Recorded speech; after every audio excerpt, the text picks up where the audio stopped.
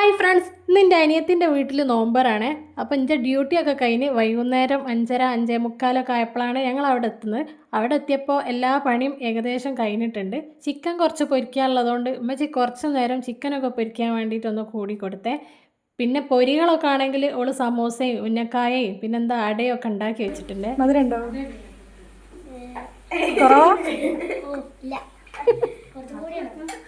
ഇനിയുള്ളത് ഫ്രൂട്ട്സിൻ്റെ പണിയാണ്. അതും ഇതാ ഏകദേശം കട്ട് ചെയ്ത് റെഡിയാക്കിയൊക്കെ വെച്ചിട്ടുണ്ട് അവളെ നാത്തുമാർ രണ്ടാളും കൂടി.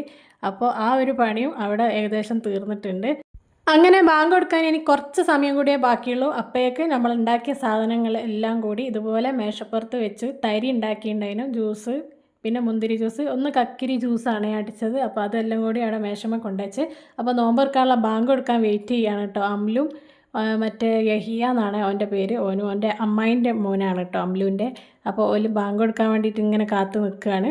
അപ്പോൾ ആദ്യം നമ്മൾ ഫ്രൂട്ട്സും പൊരികളൊക്കെ കഴിക്കും. അത് കഴിഞ്ഞ് നിസ്കാരമൊക്കെ കഴിഞ്ഞതിന് ശേഷമാണ് നമ്മൾ പത്തിരിയും ബാക്കിയുള്ള സാധനങ്ങളൊക്കെ കഴിക്കുക കേട്ടോ. അപ്പോൾ അതാ ഞാനതാ ബാങ്ക് കൊടുത്ത് സമയത്ത് നോമ്പ് തുറന്ന് കാരക്കൊണ്ട് പിന്നെ അതാ കക്കിരി ജ്യൂസ് കുടിച്ച് പിന്നെ നമ്മൾ സമൂസ നല്ല ചൂടുണ്ടായിരുന്നു കേട്ടോ. അത് കഴിച്ച് പിന്നെ ഉന്നക്കായ എടുത്ത് കഴിച്ച്.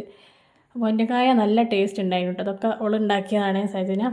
അപ്പോൾ അതാ പിന്നെ മുന്തിരി ജ്യൂസ് കുടിച്ചു. പിന്നെ ചൂടുള്ള തരി ഉണ്ടായിരുന്നു, അതും കുടിച്ചു. ഇതെല്ലാം കൂടി കുടിച്ച് കഴിഞ്ഞപ്പോഴേക്കിന് ഞാൻ ആകെ ക്ഷീണിച്ച്. പിന്നെ നമ്മൾ നിസ്കാരമൊക്കെ കഴിഞ്ഞതിന് ശേഷം പള്ളി പോയോലൊക്കെ വരുന്നതിന് മുമ്പ് തന്നെ നമ്മൾ ബാക്കി സാധനങ്ങളൊക്കെ മേശപ്പുറത്ത് റെഡിയാക്കി വെച്ചു. സത്യം പറഞ്ഞാൽ ഇപ്പം തന്നെ ഫയർ ഫുള്ളായതുകൊണ്ട് ഇതൊന്നും ഇപ്പോൾ കഴിക്കാനൊന്നും തോന്നുന്നൊന്നുമില്ല. പക്ഷേ നമുക്ക് തിരിച്ച് വീട്ടിലേക്ക് പോകാനുള്ളതുകൊണ്ട് ഒരുപാട് ലേറ്റ് ആവുമെന്ന് പറഞ്ഞതുകൊണ്ട് നമ്മൾ വേഗം ഞാനൊരു വെള്ളപ്പം കഴിച്ചു. പിന്നെ അതിൻ്റെ കൂടെ ബീഫ് കറി ആയിരുന്നു, അത് കഴിച്ചു. പിന്നെ ചൂടുള്ള ഒരു ഗ്ലാസ് ചായയും മാത്രമേ കുടിച്ചുള്ളൂ കേട്ടോ. ഞാൻ വേറൊന്നും കഴിച്ചില്ല. അപ്പോഴേക്കും ഉമ്മച്ചി പോകാൻ വേണ്ടിയിട്ട് റെഡിയായി. അപ്പോൾ അത്രയേ ഉള്ളൂ. എന്നാൽ ശരി.